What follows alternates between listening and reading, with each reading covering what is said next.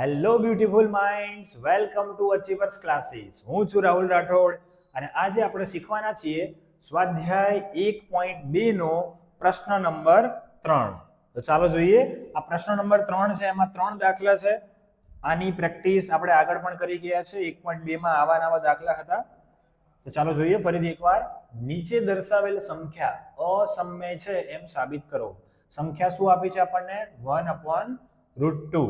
તો તમે જાણો છો કે આપણે આ દાખલાની શરૂઆત કઈ રીતે કરીએ છીએ? તો જે આપ્યું હોય એનું આપણે ઉલટું ધારીશું. અહીંયા કીધું છે કે 1/√2 અસમય છે, તો આપણે શું ધારવાનું રહેશે? તો ધારો કે 1/√2 સમય છે. હવે તમે જાણો છો કે સમય એટલે એવી સંખ્યા જેને p/q સ્વરૂપમાં લખી શકાય, પણ ચોપડીમાં p/q નથી આપ્યું, a/b આપ્યું છે. એટલે આપણે અહીંયા લખીશું 1/√2 બરાબર a/b. હવે a અને b એ કેવી સંખ્યાઓ છે? તો કે a અને b સહ અવિભાજ્ય પૂર્ણાંક છે. સહ અવિભાજ્ય મતલબ જેમનો સામાન્ય અવયવ માત્ર ને માત્ર એક છે. ધારો કે a તરીકે અવિભાજ્ય હું લઉં છું 2, b તરીકે અવિભાજ્ય લઉં છું 5. તો આના અવયવ શું પડે? 2 એકા 2, 5 એકા 5. તો અવિભાજ્ય સંખ્યામાં કોમન માત્ર ને માત્ર શું આવે છે? એક જ આવે છે. એટલે કે એમનો સામાન્ય અવયવ શું છે? એક છે. એટલે આપણે અહીંયા લખીએ છીએ a અને b સહ અવિભાજ્ય પૂર્ણાંક છે. અને છેદમાં જે સંખ્યા છે એ કદી 0 ન હોવી જોઈએ, કારણ કે જો તમે 0 લખો b તરીકે તો પછી આ સંખ્યા છે એ ઇન્ફાઇનાઇટ થઈ જાય. એટલે અહીંયા તમારે એ પણ લખવું પડે b is not equal to 0. ચાલો, ત્યારબાદ શું કરવાનું? તો કે આ જે સંખ્યા છે એનો તમે ચોકડી ગુણાકાર કરશો. તો b નો ગુણાકાર થાય 1 સાથે, એટલે b નો ગુણાકાર 1 સાથે થાય એટલે b આવશે. a નો ગુણાકાર થાય √2 સાથે, એટલે અહીંયા આવશે √2a. બરાબર. હવે આપણે શું કરીશું? તો કે બંને બાજુ આપણે વર્ગ કરીશું. તો અહીંયા હું લખું છું b નો વર્ગ અને અહીંયા લખું છું √2a નો વર્ગ. તો આપણે અહીંયા કૌંસમાં લખવું પડશે. શું લખીશું? બંને બાજુ વર્ગ કરતા. ચાલો હવે વર્ગ કરીએ તો b નો વર્ગ b², √2 નો વર્ગ, રૂટ નો વર્ગ કરો એટલે રૂટ નીકળી જાય તો અહીંયા આવશે 2. a નો વર્ગ a². હવે જ્યારે આવું સ્ક્વેર વાળું આવી જાય પછી આપણે શું લખવાની છે? 2 લાઈન લખવાની છે. કઈ 2 લાઈન લખવાની છે? તો આપણે અહીંયા લખીએ છીએ કે આ b² જે છે એ 2 વડે શું છે? વિભાજ્ય છે. આનું ઉદાહરણ તમને આપું છું કઈ રીતે આ થાય. તો જુઓ, ધારો કે b² તરીકે હું કોઈ સંખ્યા લઉં છું 16. 16 ના શું ભાગ પડે? 2 * 16. તો આપણે અહીંયા કહી શકીએ કે 16 જે છે એને 2 વડે ભાગી શકાય. બરાબર છે. તો 16 નું વર્ગમૂળ કાઢીએ તો 16 નું વર્ગમૂળ શું આવે? 4 આવે. 4 ના શું અવયવ પડે? 2 દુ 4. તો 4 ને પણ આપણે 2 વડે શું કરી શકીએ છે?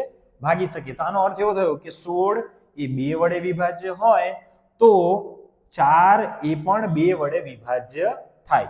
એ જ રીતે અહીંયા પણ થશે કે b² એ 2 વડે વિભાજ્ય છે, તો b² નું વર્ગમૂળ કાઢીએ તો b આવે. તો b પણ 2 વડે વિભાજ્ય છે. તો આપણે આ લખવાનું છે અહીંયા. ચાલો આપણે લખી નાખીએ આ વસ્તુ. 2 લાઈન લખીશું આપણે અહીંયા. અહીં b² એ 2 વડે વિભાજ્ય છે. માટે પ્રમેય 1.2 મુજબ અથવા અનુસાર b પણ 2 વડે વિભાજ્ય થાય. બરાબર છે. અહીંયા આપણો આ પહેલો ભાગ પૂરો થાય છે. હવે બીજો ભાગ. બીજા ભાગમાં આપણે શું કરીશું? તો કે આ જે જવાબ આવ્યો છે એના પરથી આપણે હવે ધારણા કરીશું. કેવી ધારણા કરીશું? તો જુઓ,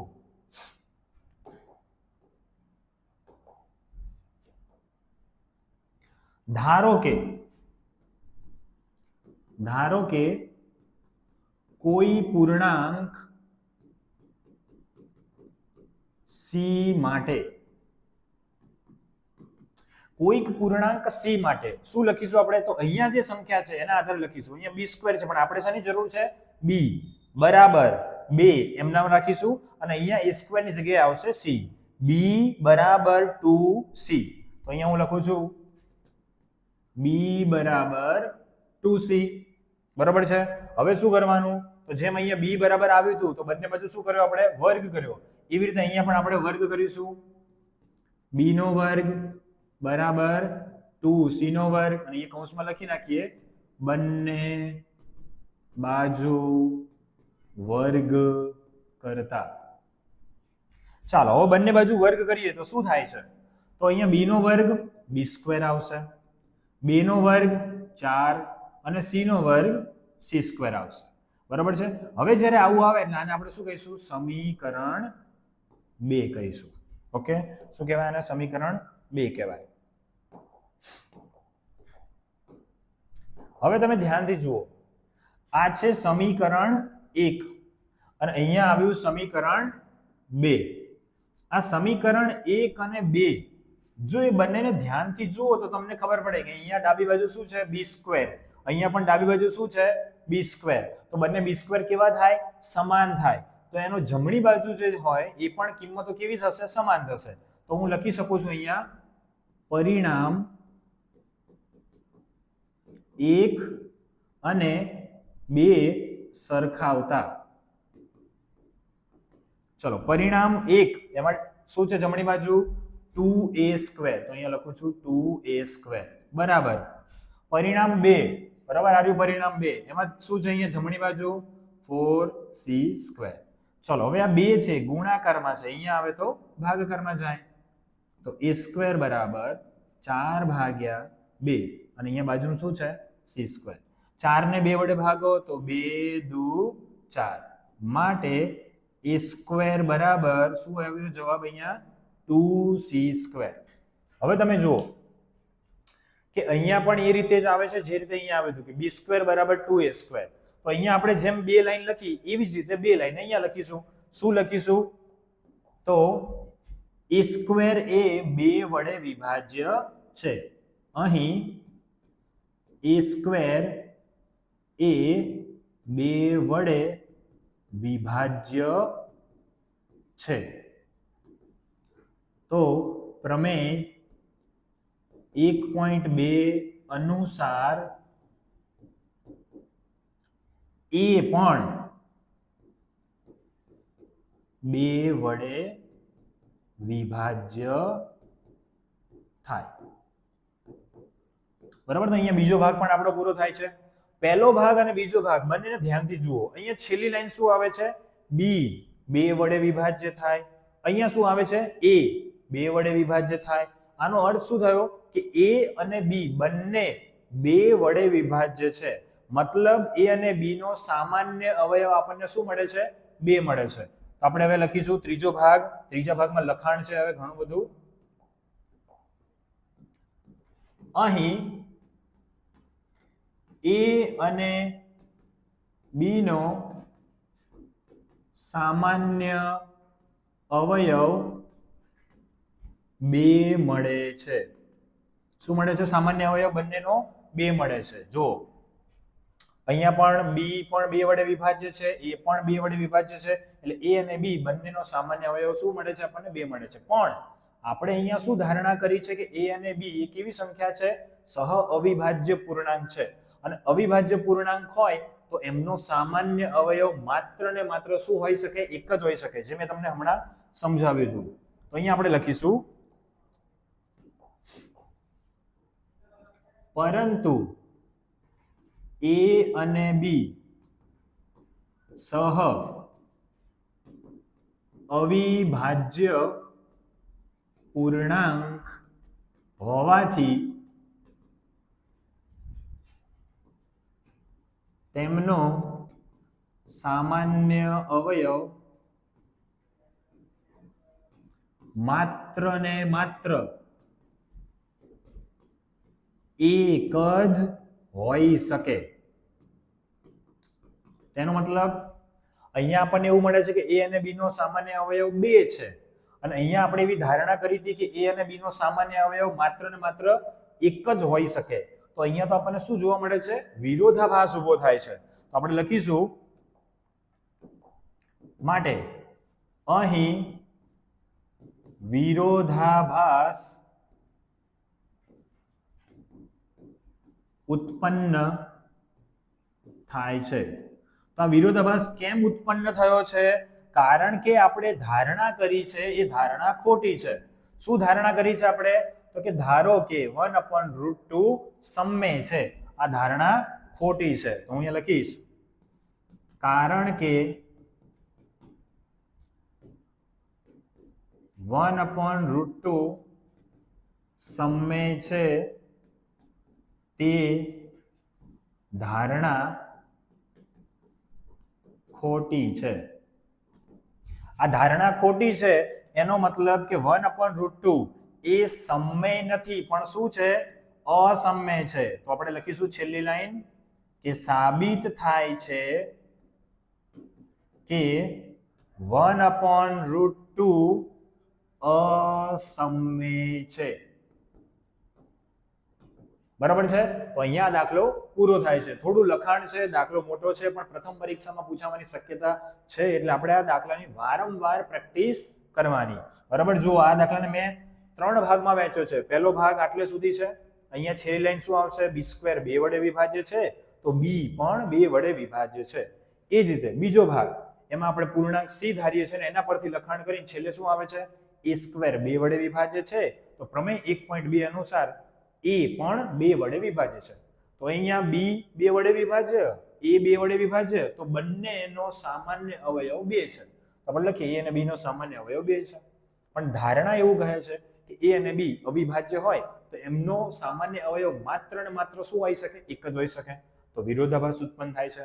વિરોધાભાસ કેમ આવ્યો? કારણ કે આપણે કરેલી ધારણા ખોટી છે. તો સાબિત શું થાય છે કે 1/√2 એ અસમમેય છે. ચાલો હવે આપણે જોઈએ નેક્સ્ટ દાખલો. નેક્સ્ટ દાખલામાં આપણને રકમ આપી છે કે 7√5 એ અસમમેય છે એમ સાબિત કરો. તો 7√5 છે એના માટે આપણે સૌથી પહેલી લાઈન શું લખીશું? આપણે ઉલટું ધારીશું. ધારો કે 7√5 સમમેય છે. જો 7√5 સમમેય હોય તો સમમેયને કયા સ્વરૂપમાં લખી શકાય? p/q સ્વરૂપમાં. માટે 7√5 બરાબર a/b. જ્યાં a અને b શું છે? તો કે a અને b સહ અવિભાજ્ય પૂર્ણાંક છે. બરાબર? સહ અવિભાજ્ય પૂર્ણાંક એટલે કે જેમના સામાન્ય અવયવ માત્ર ને માત્ર શું હોય? એક હોય, બીજું કંઈ ના હોય. અને છેદમાં જે b છે એ શું ન હોવું જોઈએ? b is not equal to 0. 0 ના હોવું જોઈએ. ચાલો હવે શું કરીશું આપણે અહીંયા? તો જુઓ આ √5 છે એને આપણે એકલા કરીએ. 7 એ એની સાથે ગુણાકારમાં છે, બરાબરની આ બાજુ હવે ક્યાં જાય? ભાગાકારમાં જાય. માટે √5 બરાબર a/7 અને b. હવે a અને b એ કેવી સંખ્યા છે? તો a અને b એ સહ અવિભાજ્ય છે. તો હું અહીંયા લખું છું અહીં a અને b સહ અવિભાજ્ય પૂર્ણાંક હોવાથી જો a અને b અવિભાજ્ય પૂર્ણાંક છે તો એનો અર્થ એવો થયો કે આ કયું સ્વરૂપ મળે છે આપણને? p/q સ્વરૂપ. તો p/q હોય તો આ સંખ્યા કેવી સંખ્યા કહેવાય? સમમેય સંખ્યા કહેવાય. તો હું લખું છું a/7b સમમેય થાય. હવે જો આ સમમેય થાય તો એના બરાબરમાં જે હોય એ પણ શું થાય? સમમેય થાય. તો અહીંયા લખીશ આથી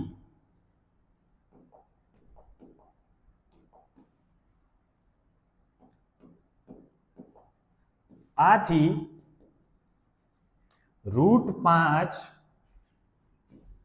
સમમેય થાય. પણ આપણે જાણીએ છીએ કે √5 એ સમમેય નથી. આપણે આગળ સાબિત કરી ચૂક્યા છે આ વસ્તુ. તો √5 સમય થાય, પરંતુ √5 અસમય છે. જો અહીંયા તો શું ઉભો થાય છે? વિરોધાભાસ ઉત્પન્ન થાય છે. તો આપણે અહીંયા લખીશું, માટે અહીં વિરોધાભાસ ઉત્પન્ન થાય છે. કારણ કે કેમ વિરોધાભાસ ઉત્પન્ન થાય છે? કારણ કે આપણે કરેલી ધારણા ખોટી છે. શું ધારણા કરી છે? 7√5 સમય છે. તો આપણે લખીશું, કારણ કે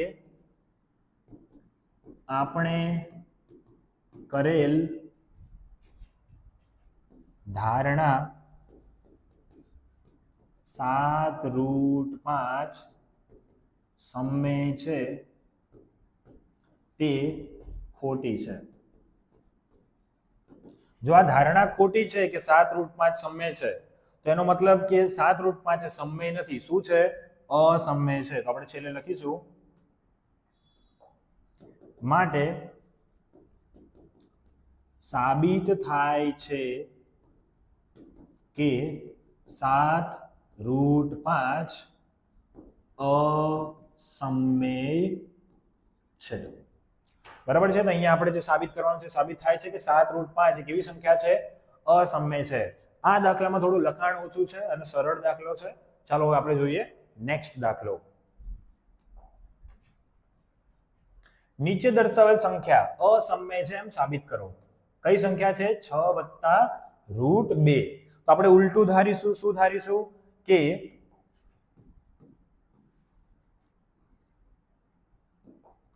ધારો કે, બરાબર, ધારો કે થી આપણે શરૂઆત કરીશું. ધારો કે 6 + √2 સમય છે. અને જો સમય હોય તો આપણે એને કયા સ્વરૂપમાં લખી શકીએ? P/Q સ્વરૂપમાં, એટલે કે A/B સ્વરૂપમાં. જ્યાં A અને B એ શું છે? તો કે A અને B સહ અવિભાજ્ય પૂર્ણાંક છે. સહ અવિભાજ્ય મતલબ બંનેનો સામાન્ય અવયવ માત્ર ને માત્ર એક જ છે. અને છેદમાં જે B છે એ 0 ના હોવા જોઈએ, એટલે કે B is not equal to 0. ચાલો હવે અહીંયા આપણે શું કરીશું? તો કે આ +6 બરાબરની આ બાજુ આવે એટલે શું થાય? માઇનસ થાય. તો √2 બરાબર A/B -6. 6 ના છેદમાં કંઈ નથી તો શું કહેવાય? 1 કહેવાય. બરાબર છે? હવે √2 એમ નામ લખીશું અને અહીંયા આપણે ચોકડી ગુણાકાર કરીએ. વચ્ચે પ્લસ અથવા માઇનસ આવે તો ચોકડી ગુણાકાર થાય. 1 નો ગુણાકાર A સાથે તો A જ આવશે. વચ્ચે નિશાની માઇનસ એટલે માઇનસ આવશે. B નો ગુણાકાર 6 સાથે એટલે 6B આવશે. અને છેદનો ગુણાકાર છેદ સાથે કરીએ એટલે B એકા B આવશે. બરાબર છે? હવે ધ્યાનથી જુઓ, અહીંયા A છે અને નીચે B છે. A અને B એ કેવી સંખ્યાઓ છે? સહ અવિભાજ્ય. તો હું અહીંયા લખું છું, અહીં A અને B સહ અવિભાજ્ય પૂર્ણાંક હોવાથી, જો A અને B સહ અવિભાજ્ય પૂર્ણાંક હોય તો આ જે છે કયું સ્વરૂપમાં મળ્યું કહેવાય આપણને? P/Q સ્વરૂપમાં. અને P/Q હોય તો આ સંખ્યા કઈ સંખ્યા કહેવાય? સમય સંખ્યા કહેવાય. તો હું અહીંયા લખું છું કે A અને B સહ અવિભાજ્ય પૂર્ણાંક હોવાથી A - 6B/B સમય થાય. ચલો હવે જો આ સમય હોય તો એના બરાબરમાં જે હોય એ પણ કેવું થાય? સમય થાય. તો અહીંયા લખું છું, આથી √2 સમય થાય. પણ આપણે આ તો આગળ જોઈ ગયા છે કે ભાઈ √2 એ સમય નથી. કેવી સંખ્યા છે? અસમય છે. પરંતુ √2 એ અસમય છે. તો અહીંયા શું ઉત્પન્ન થાય છે કે ભાઈ અહીંયા કહે છે √2 સમય થાય અને અહીંયા એવું કહે છે કે √2 એ અસમય છે. તો શું ઉત્પન્ન થયો? વિરોધાભાસ. તો આપણે અહીંયા લખીશું કે અહીં વિરોધાભાસ ઉત્પન્ન થાય છે. તો વિરોધાભાસ કેમ ઉત્પન્ન થાય છે? કારણ કે આપણે જે ધારણા કરી છે એ ધારણા ખોટી છે. કઈ ધારણા કરી છે આપણે? 6 + √2 એ સમમેય છે. આપણે લખીશું કારણ કે આપણે કરેલ ધારણા શું છે? ધારણા આપણે કરેલી 6 + √2 સમમેય છે તે ખોટી છે. આ ધારણા ખોટી છે તો શું સાબિત થાય છે? અહીંયા આપણે લખીશું માટે સાબિત થાય છે કે 7 નથી 6 છે. સાબિત થાય છે કે 6 + √2 અસમમેય છે. ઓકે, તો અહીંયા આપણો પ્રશ્ન નંબર 3 એના 3 દાખલા પૂરા થાય છે. હવે આ દાખલાની તમે વારંવાર પ્રેક્ટિસ કરો એટલે તમને દાખલા આવડી જશે. અહીંયા આપણું સ્વાધ્યાય પૂરું થાય છે, પરંતુ એક વિડીયો હજુ પણ અહીંયા અપલોડ કરીશું આપણે કે જેમાં પ્રીવિયસ યર ક્વેશ્ચન એટલે કે બોર્ડની પરીક્ષામાં આ પાઠમાંથી પૂછાયેલા જે પ્રશ્નો છે એનો વિડીયો પણ આપણે અપલોડ કરીશું. તો આ પ્લેલિસ્ટનો છેલ્લો વિડીયો ખાસ જુઓ જેથી છેલ્લા 5 વર્ષના બોર્ડમાં પૂછાયેલા આ પાઠના પ્રશ્નો છે એ તમે જાણી શકો છો. બરાબર છે? ચલો તો આપણે મળીએ ફરીવાર નવા ચેપ્ટરમાં. ફરીથી તૈયાર રહેજો. ત્યાં સુધી આવજો. જય હિન્દ, જય ભારત.